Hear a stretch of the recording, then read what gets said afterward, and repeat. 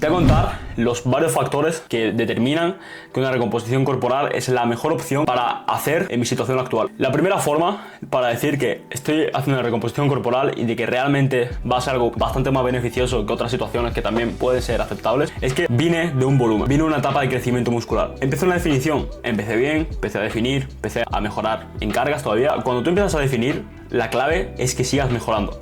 Si sigues mejorando en cargas, si sigues mejorando técnica, si sigues aumentando kilos, si sigues aumentando repeticiones, mejorando el rendimiento, intentando mejorar todos los ámbitos que tú puedas a lo largo de esa definición, va a haber muchos mejores resultados que si simplemente pues sigues entrenando y ya está, sin saber si estás realmente mejorando o no estás progresando. El problema de las personas es que muchas veces empiezan a caer el rendimiento. Bueno, me empiezo a liar, ¿no? Porque si queréis os explico cómo podéis seguir mejorando en definición. Bastante importante que le deis prioridad al progreso, a la mejora del rendimiento, porque eso es lo que va a hacer que no os decaiga la cantidad de masa muscular que habéis podido acumular en el volumen. Pues claro, como yo lo tengo todo un poco en la cabeza, sé cómo ejecutarlo, pues seguimos en la definición y consigo unos resultados excepcionales, ¿no? Lo que me encantaría. No, resulta que no ha podido ser. ¿Qué ocurre? Parón, lesión, parón y no mejorar. Vale, entonces ¿qué pasa? Que yo estaba progresando, quizás algún día no progresaba tanto, pero la mayoría de días la verdad es que era bastante lineal el progreso y encima intentaba mejorar otros ámbitos, o sea que estaba bastante contento. ¿Qué pasa? Que me ocurre un problema bastante grave. Pues hice unas tareas fuera de casa y bueno, voy a poner un poco más de contexto para que a lo mejor os dé un poco más de cercanía, ¿no? Porque al final yo digo, bueno, un problema fuera de casa, pues es un poco ambiguo, ¿no? Es como, vale, un entrenamiento el día 5 de esta semana. ¿Qué día 5? ¿Cuál es el día 5 de esta semana? Pues no lo sé, ¿no? Hubo que salí a caminar, fui al campo. ¿Por qué? Porque, pues bueno, salí un poco, salí a despejarme, etcétera. ¿Qué pasa? Que yo llevaba sin tomar energética muchísimo tiempo, ¿vale? No sé si esto es el caso, no sé si es por eso, pero bueno, eso es lo único que hice, entonces quiero daros esta explicación para al menos que sepáis el contexto. Llevaba mucho tiempo sin tomar energética. ¿Qué pasa? Que salí al campo, me tomé una energética y no comí. No, Raúl, pero esto ¿por qué? Vale, porque yo en esa etapa llevaba mucho tiempo que salía al campo en plan y no me llevaba nada para el sol y nunca me pasaba nada. ¿Qué pasa? Que ese día me tomé una energética, no comí nada y yo creo en base a todo lo que ha ocurrido ahí, de que puede ser por eso. ¿Por qué? Porque luego llegué a casa tan tranquilo, no me pasaba nada, como de costumbre, y lo que me pasó es que llegué a casa y me empecé a encontrar fatal. Empecé a encontrar que si dolores, pues todo lo que puede ocurrir en un baño, pues todo eso me empezó a ocurrir. Empecé a vomitar, tal, empecé a como a sentirme súper mal. Estaba ya planteándome decir, vale, ¿voy al médico o no voy al médico? ¿Realmente debería ir al médico? No creo que esté tan mal, realmente. Yo creo que esto se me pasa. Empecé a comer. Lo malo es que cuando comía todo lo vomitaba, en plan, y estaba a cero, literalmente. Empecé el día a cero, seguía a cero.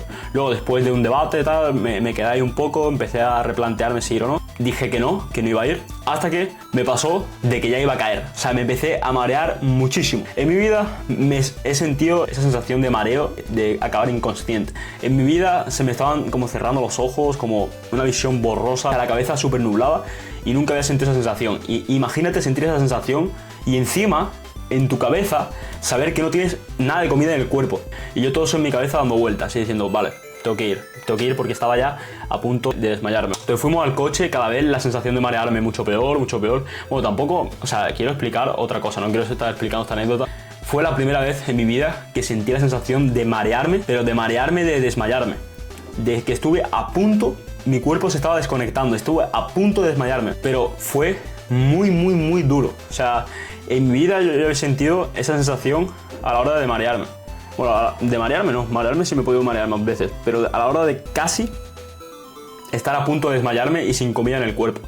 ¿Qué ocurre? Que fui al hospital, estuve en el hospital bastante tiempo, varias horas, la verdad, estuve casi hasta medianoche, o más, incluso más tiempo que medianoche, y me tuve que poner suero, me tuve que poner tal, me dijeron que estaba deshidratado, que no sé qué, bueno, que me pasaron bastantes cosas. Entonces, ¿qué pasa? Que estaba súper debilitado. A los siguientes días igual, debilitado, sin ir a entrenar, sin nada. Cuando volví a entrenar, caída de rendimiento brusca, mi cuerpo no se había recuperado, semana 1, semana 2, semana 3, intentado recuperarme y sin ningún caso de éxito, muy poco caso de éxito. Encima, desde ese día, estuve varios días sin comer bien. Varios días no, incluso semanas. Varios días sin comer de primeras y después varios días sin comer bien. Estuve bastante jodido esas semanas y la verdad que se prolongó hasta casi mes y medio, porque luego como que no me pude recuperar del todo, intentaba, pero era casi imposible. Es bastante jodido para mí porque me decayó mucho el rendimiento, perdí mucha masa muscular en el camino, me cayó muchísimo el rendimiento, las medidas también, el peso bajó brutalmente y encima la composición corporal no mejoró. Ya cuando tu indicativo es de que ha caído mucho el peso, mucho más de lo que tú estabas rondando normalmente, y encima la composición corporal sigue igual, el rendimiento cae, es uno de los grandes indicativos de que has perdido masa muscular y que bueno, pues está, te jodes, en plan, es absolutamente normal. O sea, si no comes, si estás en un entorno muy débil, de que tu cuerpo quiere buscar de donde sea porque no tiene alimento en el cuerpo, va a buscar de donde sea para recuperarse, para intentar mejorar. Si va cayendo el rendimiento, si tu cuerpo no se vuelve a adaptar a un estímulo, pues lo que va a ocurrir es que vas a acabar sin un estímulo para poder darle a tu musculatura más en definición, ¿vale? Después de todo este contexto que os he dado, en base a ese contexto, en base de que tenía un porcentaje de grasa elevado realmente, porque hice una etapa de volumen muy prolongada y mal hecha, porque realmente me pasé mucho del porcentaje de grasa, aunque parezca que no, que parezca que a lo mejor os veis y tenéis un porcentaje de grasa pues más óptimo porque os veis los abdominales. Por ejemplo, yo en la etapa de volumen me veía los abdominales, pero depende del día como que me veía más aguado, más borronado, y simplemente es porque, claro, al tú tener un superávit energético muy alto, lo que pasa es que tu cuerpo se pega mucho. Tu cuerpo está creciendo, tiene mucha comida, tiene mucho glucógeno muscular. ¿Qué pasa? Que si estás entrenando y tal, pues es normal que se te viera la piel más pegada. Entonces, daba esa sensación de que a lo mejor en una luz o lo que sea, pues se te vieran los abdominales. Pero cuando eres objetivo, cuando te mides el porcentaje de grasa, cuando realmente empiezas a ser más objetivo, fotos en ayunas, medidas en ayunas, empiezas a ver de que realmente no es un porcentaje de grasa óptimo y de que estás realmente fastidiando tu cuerpo porque vas a tener una peor metabolización de los nutrientes, porque vas a tener una peor absorción de los nutrientes y porque realmente tu cuerpo no va a ser eficiente. Tu cuerpo va a tender a acumular más grasa que masa muscular. Ese ratio grasa-masa muscular va a ser mucho más, va a tender mucho más a la acumulación de grasa, ¿vale? Entonces por eso debéis de tener realmente un buen porcentaje de grasa en una etapa de volumen y no pasaros, porque si no, lo que va a ocurrir es eso. Entonces, en base a todo eso, caída de rendimiento, parón, pues fue un parón bastante grave. Pasaron mes y medio y seguía todavía en varios grupos musculares sin poder recuperarme del todo, en base a que no tenía una buena composición corporal, que había perdido mucha masa muscular, a todo el rendimiento perdido. No era una buena idea el hacer una definición. ¿Qué es buena idea? Una recomposición corporal, empezar a hacer las cosas mucho mejor de las que hacía. Imagínate que antes tienes una pauta a hacer 4 entrenos semanales y a lo mejor haces 2-3 entrenos semanales, y luego que si tienes algunos problemas, luego que si a lo mejor no puedes hacer los pasos diarios, porque realmente los pasos diarios la gente los subestima. Los pasos diarios te pueden ayudar muchísimo, tanto en definición como en volumen, porque en volumen lo que te va a hacer es que tengas una mejor absorción de nutrientes, que lo que comas lo utilices mucho mejor. Si lo utilizas mucho mejor, ese ratio que he comentado antes va a inclinarse muchísimo más a la ganancia de masa muscular. Lo que queremos cuando está en una ganancia de masa muscular es que esté lo más óptimo posible para ese progreso. Yo tenía todas esas variables que no estaban lo mejor posible.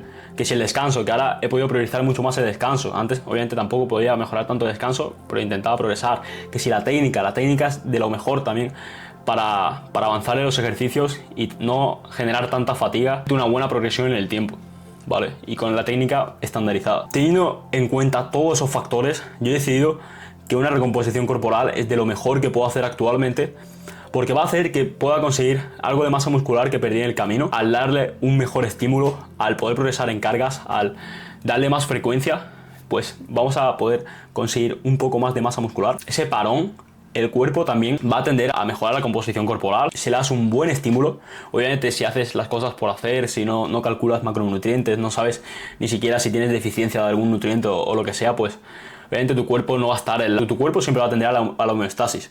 Y si a tu cuerpo no le das un motivo, si tu cuerpo no le das las suficientes herramientas, no va a buscar esa recomposición corporal. Como ya digo, es complicada, pero en este caso creo que es bastante viable y creo que es la mejor opción, sobre todo para recuperarme, para poder seguir manteniendo el progreso. La verdad que esta semana he podido progresar bastante en casi todos los ejercicios. Y por último, después de esta recomposición corporal, que sinceramente no sé cuánto tiempo durará, seguramente dure aproximadamente 2 meses, mes y medio, seguiremos haciendo la definición un pelín más prolongada, obviamente todo siempre buscando lo mismo, que se puede incluso ganar algo de masa muscular en el camino de la definición, que se mantiene el rendimiento, aunque es bastante complicado, Pero bueno, como he dicho, en base a esta situación pues es posible, pero sobre todo al principio, en los primeros meses es más posible que después. Después ya, al hacerlo todo bien, los resultados de esa masa muscular pues ya se han conseguido al principio y va a ser más complicado.